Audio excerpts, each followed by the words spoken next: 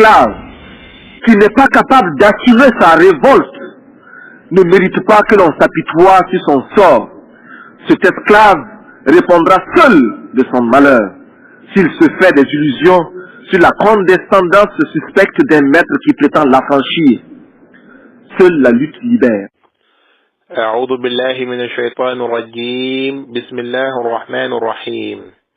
الحمد لله رب العالمين والصلاة والسلام على رسول الله وعلى آله وصحبه ومن والاه ورضي الله عن شيخنا الخديم بقي السلام عليكم ورحمة الله وبركاته نولين دي وحياكم الله دي ñaan borom bi borom asamaan ak suuf mu boole ñu defal tawfiq barke Cheikhul Khadim tey nag ñu fas yéene ñëw indi kenn ci ñi nga xamante ne nii jaaroon nañ ci suñ continent bii di Afrique mu siiwe lool ci Thomas Sankara nga xam ni ndaw ñu bëree bëri bëgg nañ ko waaye sopp ko lool waaye nag réere ay mbiram réere histoire am réere moom mooy kan loolu tax na waxtaan wi nga xamante ne ni dañu ko tudde historique gu Afrique taarixu Afrique am ci ay bërëb yu ñu koy tàmbalee tey nag ñu tàmbalee ko ci réewam moom mu nga xamante ne nii moo tuddoon Haut-Volta te moom mu ñëw changé tur wa tudde ko Burkina Faso Thomas Sankara saa wu ñu waxee Thomas Sankara xel day dem ci ay kàddu yoo xamante ne nii moo ko daan wax daana bir lool ci ay kàddu muy wax ni l'esclave qui n'est pas capable d'assumer sa révolte ne mérite pas que l'on s'apitoie sur son sort yi ay kàddoom la yoo xamante ne nii daf ko faraloon di ko wax Thomas Sankara nag nekkoon koo xamante ne nii dafa gëmoon loolu ñuy wax panafricanisme nag bu fekkee ne définition yiñ ci joxe noonu la ko nit ñi gëmee noonu la ñu koy jëfee loolu ñuy wax néocolonialisme dafiy jóge abadan dootu fi sax mooy notteel gi nga xamante ne ni moom la ñu tubaab yi note deuxième fois ndax première note bi mooy dañu coloniser woon deuxième note bi dañuy wax ne dem nañ waaye demuñ ndax dañoo bàyyee xaalis boo xamante ni ñoom ñoo ko saytu bàyyee ñu làkk boo xamante ne ni seenub làkk la lépp loo xamante ni yor nañ ko ci suñuy réew bal da nga gis ne tubaab yi ñoom ñoo ko fi bàyyi naam dañuy taxaw ci li nga xamante ne nii moom mooy le panafricanisme. Le panafricanisme est un mouvement, est une idéologie politique qui promeut l'indépendance totale du continent africain et encourage la pratique de la solidarité entre les Africains et les personnes d'ascendance africaine, où qu'ils soient dans le monde indépendamment de leurs origines ethniques, leurs appartenances religieuses ou leurs apparences physiques. lii mooy définition panafricanisme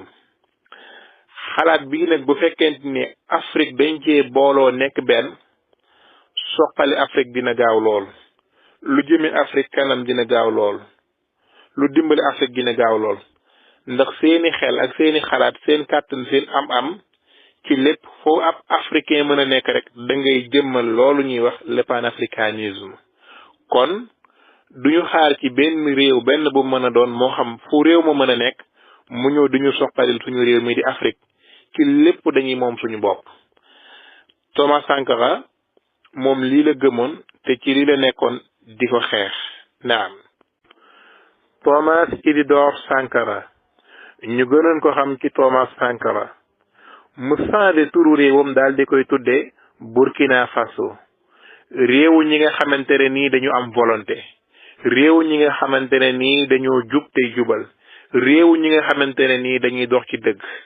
Thomas Sankara moom moo changé turu réew ma ginnaaw bu mu ñëwee nekk ñeenteelu président bi nga xamante ne ni ba fa tubaab bi jógee moom moo nekk ñeenteelu président bi nga xamante ne ni moom moo toog ci réew moomu di Burkina Faso te mu tuddoon Haut-Volta comme ni ma ko waxee woon ni moom dafa gëmoon loolu ñuy wax panafricanisme nga xamante ni moom panafricaniste la woon doon xeex néocolonialisme daf ko doon xeex Thomas Sankara mu ngi juddu le 21 décembre 1949 ci dëkk bu ñuy wax Yako yakoo nag la fàkk ni mu nga ca Odwalta waajuram bu góor nekkoon na benn ancien combattant boo xamante ne nii deuxième guerre mondiale histoire saxal na ni daal dina cee guerre loolu nag mbir la koo xamante ne nii dangaa ñëw am pas-pas bu mel ni ñu ne sa waajur wu góor dafa bokkoon ci ñi nga xamante ne nii deuxième guerre mondiale bi xeexe woon nañ waaye yemu ci mais sax ab militaire la woon boo xamante ni xeexe woon na mu bokk ci diine christianisme moom Thomas Sankara chrétien la woon waaye chrétien googu mu doonoon daf caa dëgg woon daf ko gëmoon gëm gi mu ko gëmoon ci gëm jàng loolu taxoon na waajuram mu góor ci jëmmam lam bëggoon ci doomam jooju di Thomas Sankara mu nekk koo xamante ne day nekk benn prêtre wala mu nekk benn pape boo xamante ne nii day mujj bokk ci ñi nga xamante ne nii dañuy jiite église bi waaye Thomas Sankara ak ambition ya liñ naan wal baladu tayyib yaxruju nabatu bi ismi rabbi peut-être mën nañu ne loolu mooy li nga xamante ni moo ko topp ndax bu ñu xoolee waajuram bu góor comme ancien militaire la woon boo xamante ni demoon na ci guerre mondiale boobu deuxième guerre mondiale Thomas moom dalee ka nangu woon na jàng woroom xam-xam la woon laa sàkk waaye moom Thomas Sankara la gënoon nekk ca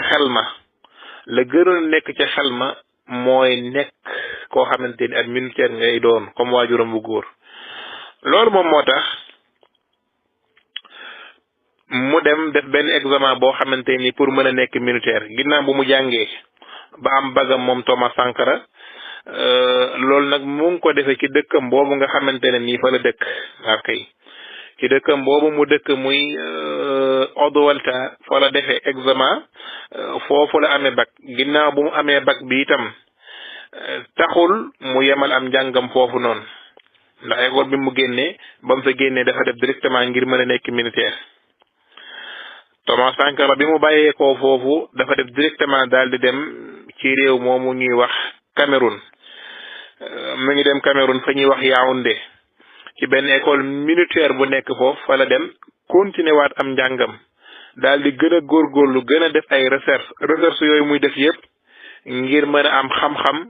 ba xalaat bi nga xamante ne nii moom lay xalaat bi muy ndaw nan lay def ba réaliser lu ni mel ginnaaw bi mu jógee Cameroun ca fa ñuy wax Yaoundé ci école militaire ba fa nekkoon mu daal di fay jàng xam-xam ngir lan mën a yokk àlluwaam pour mën a nekk borom xam-xam ndax am na ko waxoon ne pour avoir la paix il faut préparer la guerre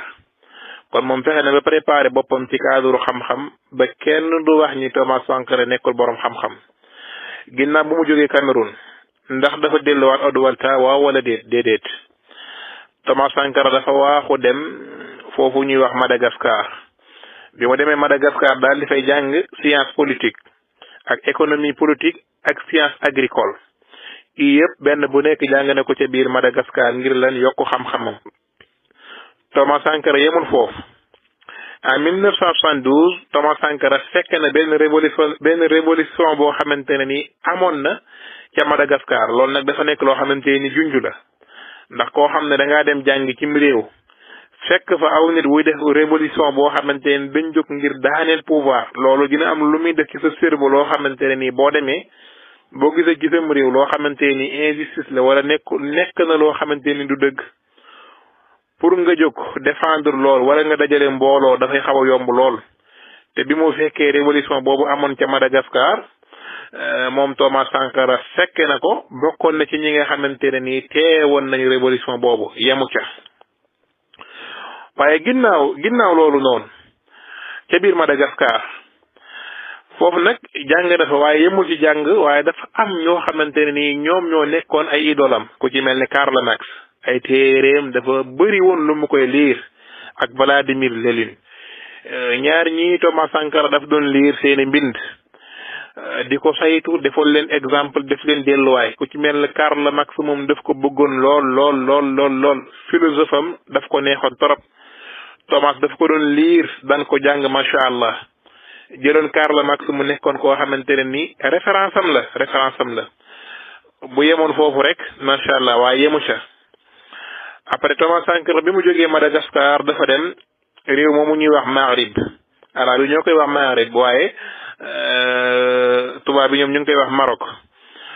ba mu demee foofu itam mu daal di fay continuer am njàngam foofu la dem continuer am njàngam léegi nag bi mu demee ci Maroc ci université bi foofu dafa xamee xaritam bii ñuy wax Blaise Compaoré ñoom ñaar nag ñoo bokk benn réew di Haute-Volta boobu moom la Thomas Sankara changé réew mu tudde ko Burkina Faso mais ñoom ñaar bi ñu dajee Maroc dëgg la ñu bokk fu ñu jóge waaye seenu xaritoo seenu bennoo seenu complicité moom foofu la gën a saxe seen déggoo ci lu bëree bëri biir Maroc googu noonu fala amee ndax Thomas Sankara fa la yem tontu la mooy déedéet gannaaw ba mu jógee foofu moom Thomas Isidore Sankara bi mu jógee foofu daal dinay dem France ba mu demee France daal di fay def stage voilà moom France sax yàggu fa dafa def stage rek bi mu jógee France nag après Thomas Sankara daal di delluwaat ci réewam ma nga xamante ne nii fa la bàyyeekoo kon bu fekkee ci cadre xam-xam mën nga ne dem na Madagascar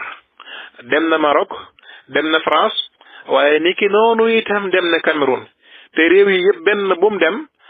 yoonu militaire bu mu jëroon ci gëstu ci wàllu àdduna moom moo ko fa yóbbu woon waaye leneen yóbbu ko fa gëstu xam-xam rek moom moo ko fa yóbbu woon. tayib naam ginnaaw bu mu ñibbee am réewam ndax xam-xam bii nga xam ne jàng na ko Madagascar jàng ko Cameroun jàng ko Maroc waaye njëkki ko ci am réewam ndax xam-xam boobu daf ko exploité wala day ñibbiwaat am réewam daal di noppeeg moom ñu wëyal 1974 Mali am na benn village boo xamante ne nii mu ngi ko doon xëccoo ak waa Haute-Volta village boobu nag mu ngi tudd Po comme ni nga xamante ne nii Mali noonu lay xëccoowee ak réew mi di Mauritanie ab village boo xamante ni mu ngi dox seen diggante ngir Mali bëgg géej Mali itam am na village boo xamante ni daf ko doon xëccoo ak waa Burkina Faso village boobu tudd Po nag jamono biñ koy xëccoo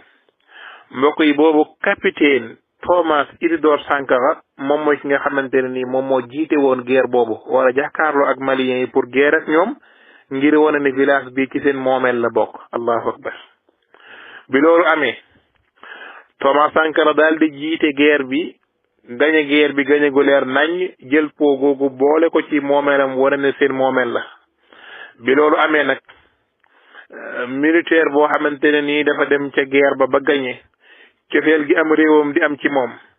cofeel gi ñi mu ànduloon di am ci moom boo wutuwul sax duñ ko am ci président de la république bi nga xamante ni moom mooy ki jiite réew mi nit ñi bëgg ko turam wa siiw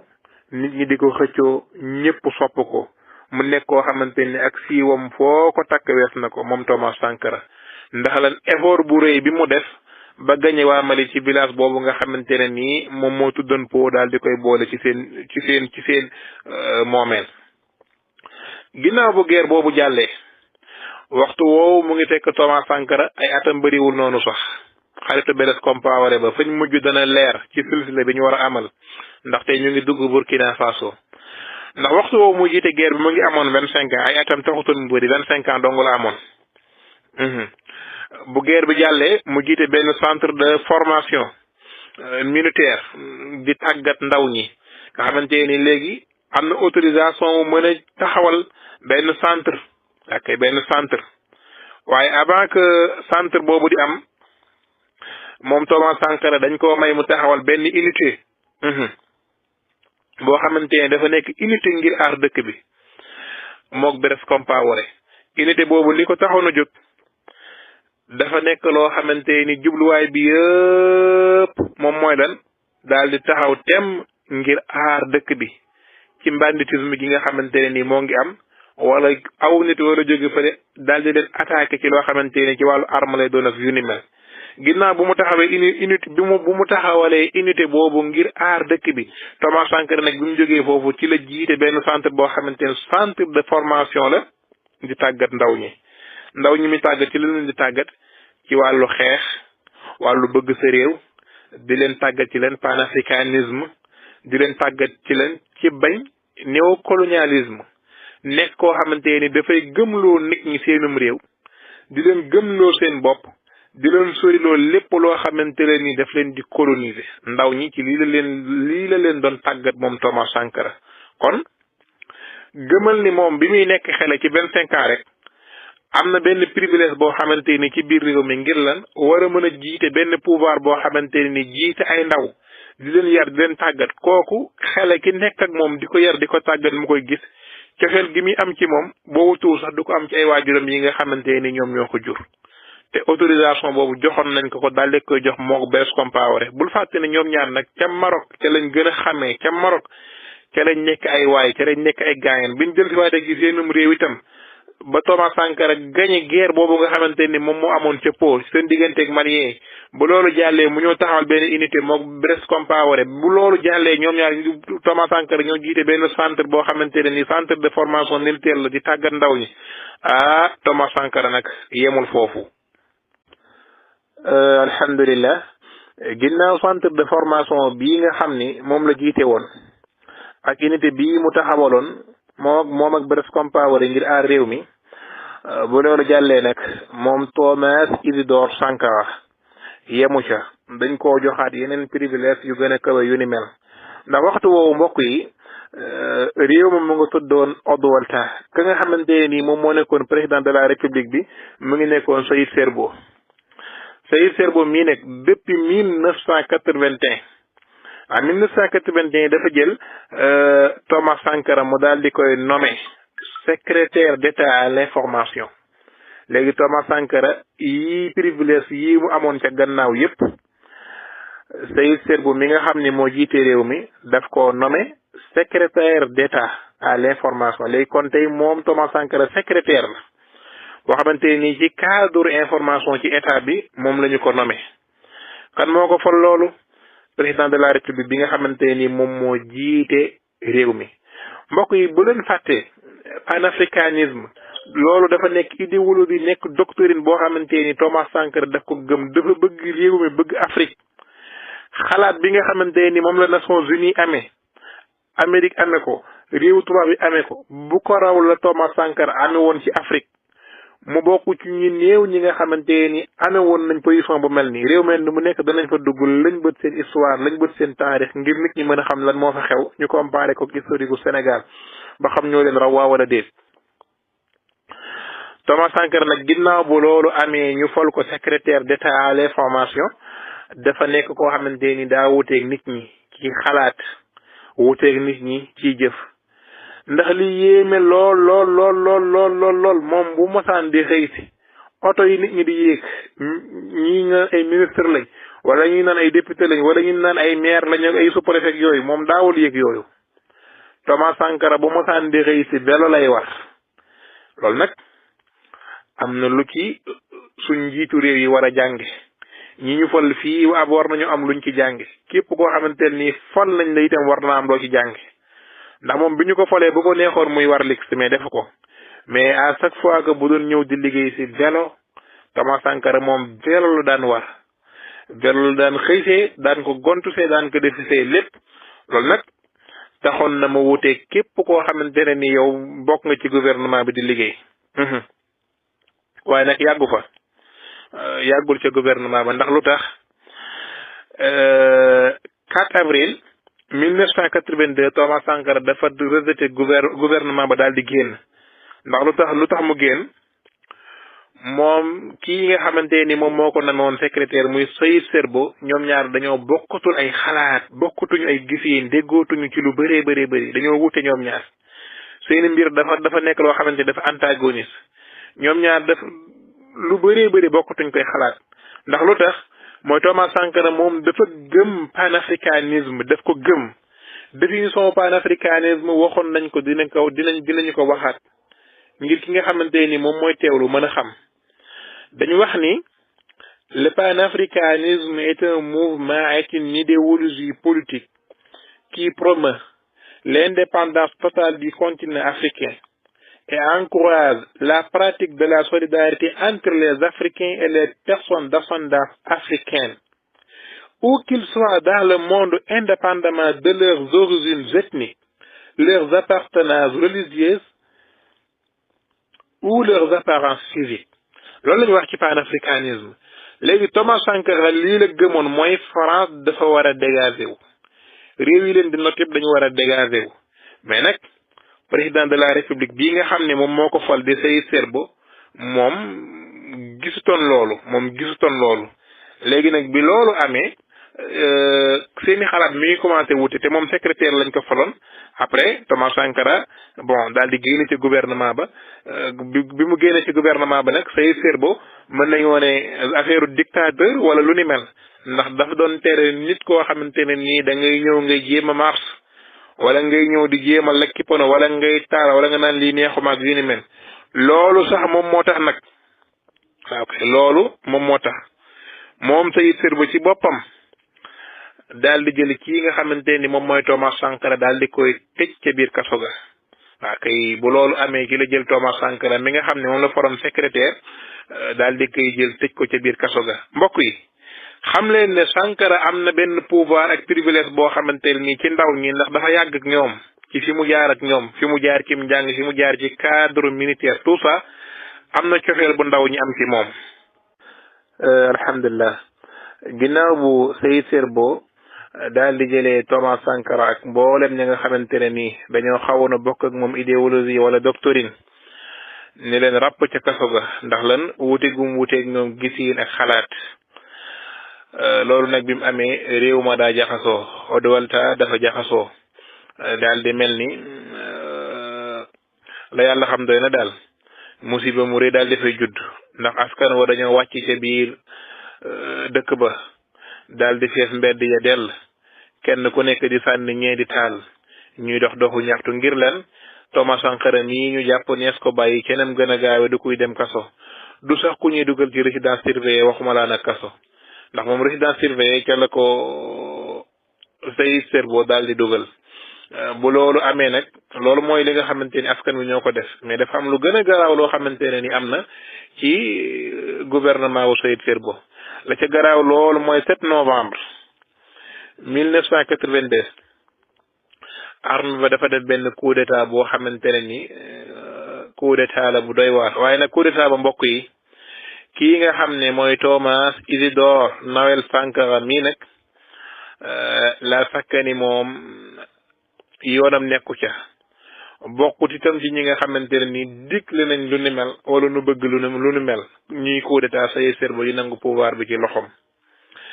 léegi nag ginnaaw bi nga xamante ne ni armée bi wàcc nañ taxaw ne kii nga xam ne mooy Seyid Serbo na génnee Thomas Sankara daal di def seen benn coup d'état bi loolu amee nag Blaise Compaoré ak Thomas Sankara ñoom ci seen bopp dañoo daal di toog waxtaan ndeysaan ay xarit lañ woon ci biir waxtaan wi silsile bi dina dem ba leeral lan moo tax Blaise Compaoré nekk koo xamante ni africain dañ ko bañ ndax fi mu mujj ak Thomas Sankara moo doy waar waaye lii yëpp nag liñ ci jàngat mooy pouvoir noo ko amee rek noonu nga koy ñàkk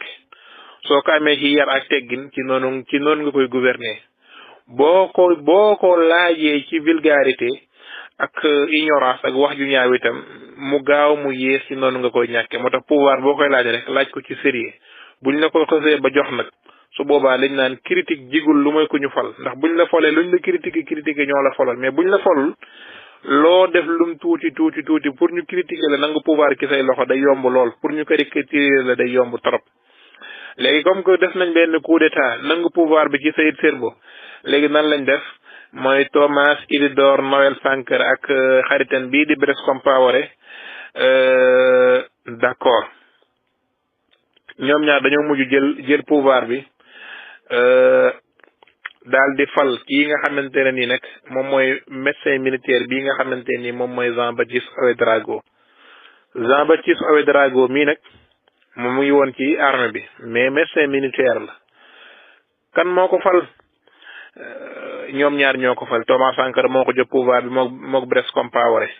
ginnaaw bu ñu ko joxee pouvoir bi ba pare janvier 1983 Thomas Sankara mii ci jëmmam moom lañ jël daal di koy nommé poste premier ministre kon ñu ko joxoon pouvoir bi ginnaaw bu mu jëlee pouvoir bi tee ko ci loxo moom Jean-Baptiste Ouédraogo demul ak i xalaatam waaye dafay jël Thomas Sankara xëcc ko Blaise Compaoré nag moom gisaguñu ko mais jëmmi Thomas moom indi nañ ko daal di koy jël def ko premier ministre mu bokk ci biir gouvernement bi.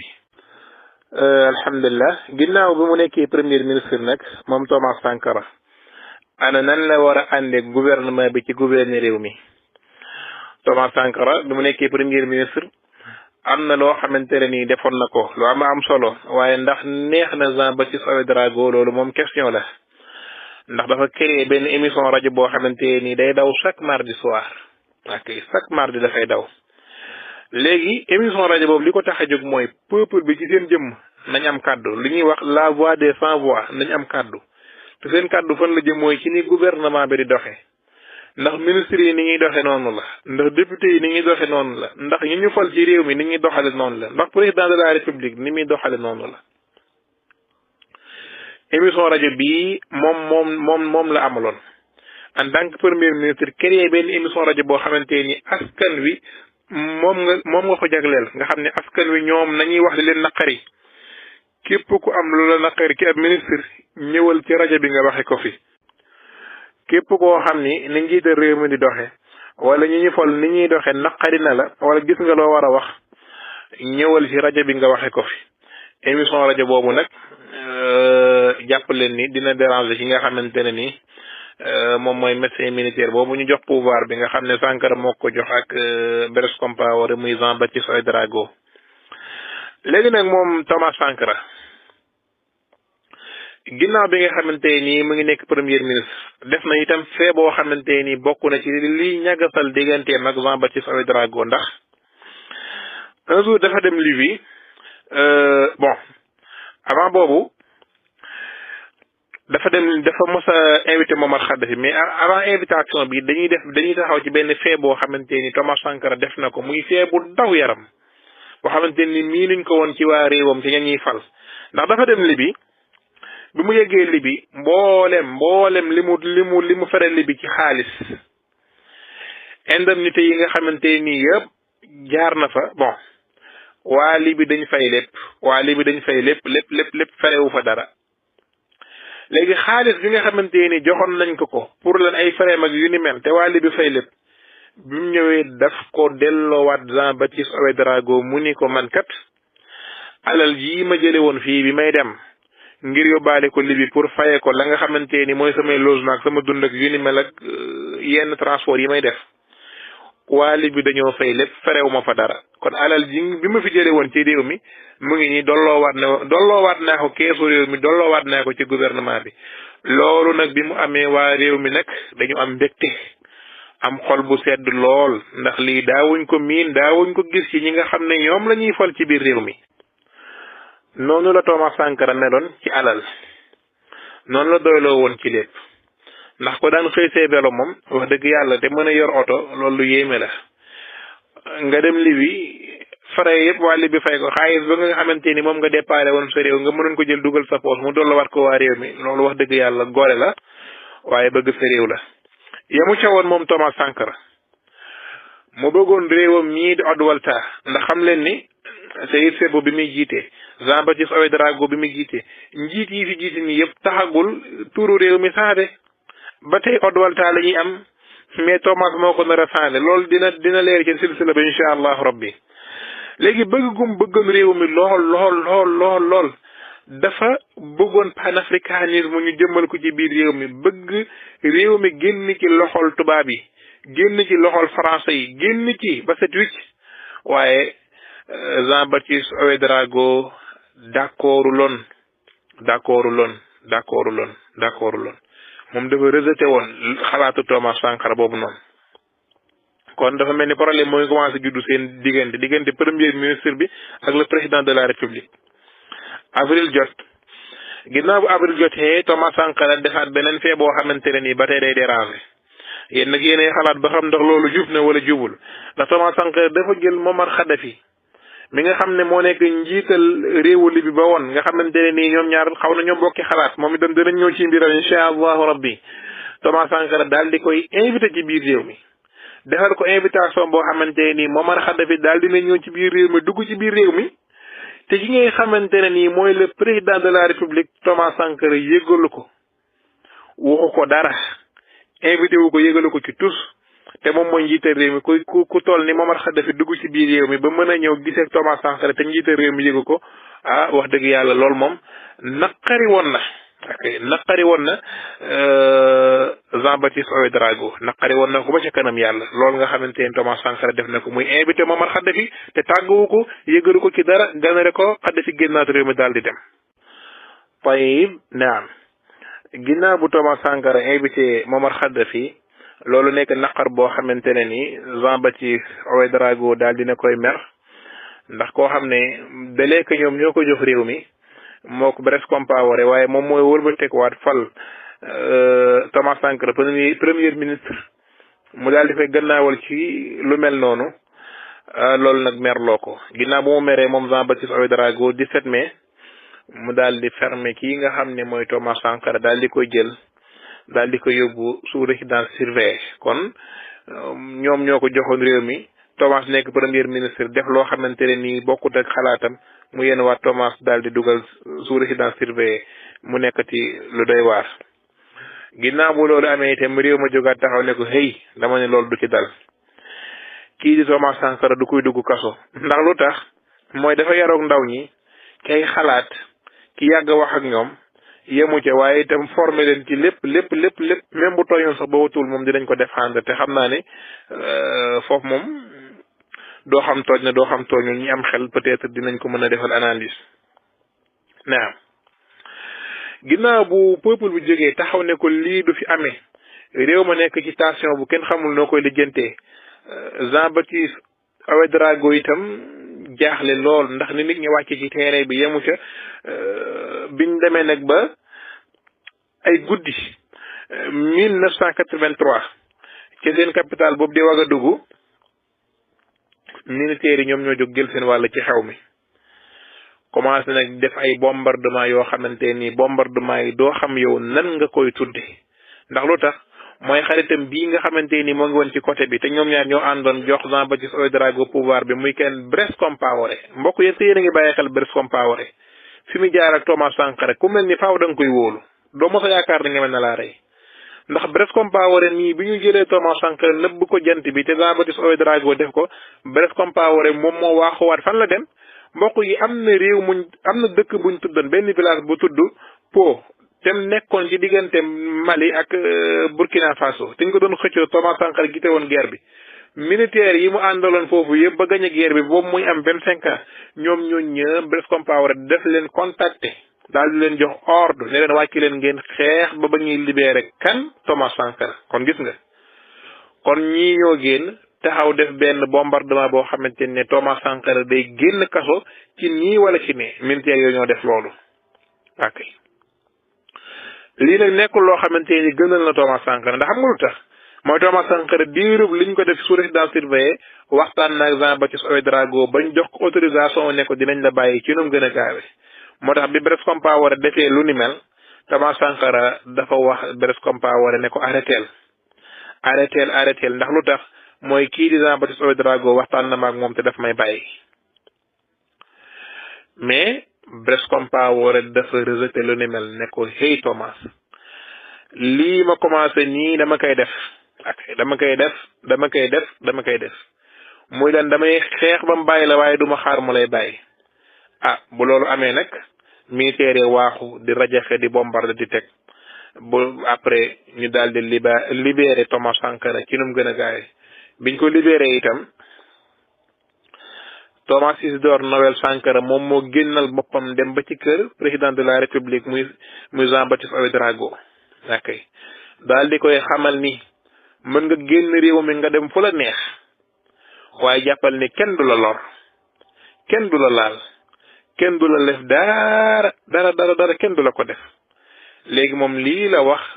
ki nga xamante ni moom moo ko fermé woon ginnaaw bu mu digalee xaritam bi di Blaise Compaoré ne ko waxal militaire ñu arrêté bàyyi bombardement yi kii ñu ngi doon waxtaan daf may bàyyi ci nu mu gën a gaawee ci semaine yi ñu jëm mais Blaise rejeté loolu ne man li ma commencé dama ko yeggali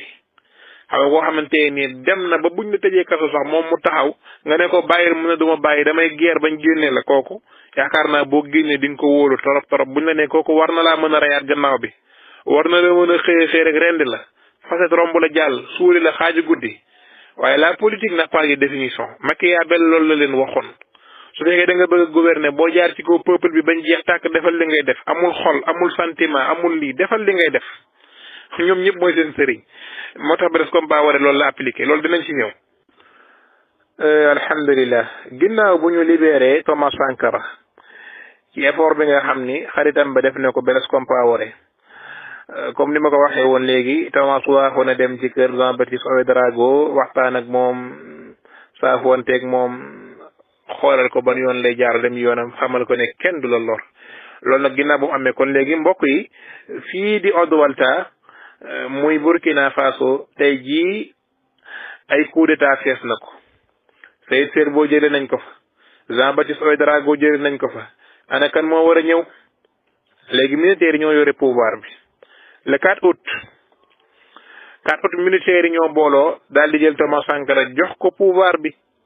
kon léegi Thomas bi nekkoon sous résidence surveillée tey moom lañ jël jox ko pouvoir bi mu nekk le président de la république bi nga xamante ne nii moom moo jiite Odoualta muy Burkina Faso léegi mbokk yi comme que Thomas Sankara dundam dafa bëri jaar-jaar mu riis ñu bëree bëri réere ko dañ koy tënk ci tënk boo xamante ni ku ko déglu di nga am ci moom lu leer nañ lu mel ni midi loo xamante nii bu ëllëgee yow di nga mën a waxtaane Thomas Sankara wala itam dara dootul la réer ci dundam léegi Thomas nan la nar a gouverner réew mi loolu question la Thomas nan la nar a yore réew moo xamante ni nangu nañ ko ci Saïd Serbo nangu ci Jean-Baptiste Ouédraogo pare yen ko fan la nar a mujj ak xaritam bii nga xamante ne nii moom mooy Blaise Compaoré yëpp ay question la yoo xamante ne nii dina leer ci dunduk Thomas Sankara moom moo nekkoon kan lii mooy première épisode bi nga xamante ni indi woon nañ ko ci dundam di ñaan borom asamaan ak suuf mu war ñu defal tawfiq barke Cheikhul Khadim lii rek liñ ci jublu leen rek la mooy nit ñi xam historique gu Afrique xam ne Sénégal wax dëgg yàlla ñun suñ civilisation dafa dépassé réew yu bëree bëri ci Afrique ndax réew yu bëree bëri boo ci dugg seen historique ñii la lëjee seen historique ñii la xëjame seen historique ñii la taqe ba léegi am nañu baax mais xool leen suñu réew mi historique bi ni mu rafete doo fi gis coup d'état bu garaawee ba garaaw rey nga fi gis boo xamante ne rey ba sax ka koy def boo xool day nëbb ci cadre marché lay doon wala mu garaaw li fi am ay taal lay doon ay lakk mais coup d'état yu ni mel wala yu mel ni doo ko mës a gis te loolu buñ xasee ba jeexal la xewoon ca Burkina Faso dinañ dugg Rwanda dugg Libye dugg Libéria réew benn bu nekk dinañ fa dugg bu ko defee ñu mën a dal ñun sénégalais yi mën a dal lii lenn la ci dunduk Thomas Sankara dinañ ñëw ci partie 2 bi insha allahu rabbi toppaleen ak dundam ba mu leer nañ gaaral leen ko su boobaa ñi nga xamante ne dañuy soobu ci politique sax dinañ dal ànd ak tey ànd ak xel xam ne lépp xel moo koy defar mais du rëb bi du saaga du xas du tulimalaate yàlla na borom bi tabaraka wa taala defal leen tawfiq te defal ñu ko barke Cheikhul Khadim barakallahu fiina wa fiikum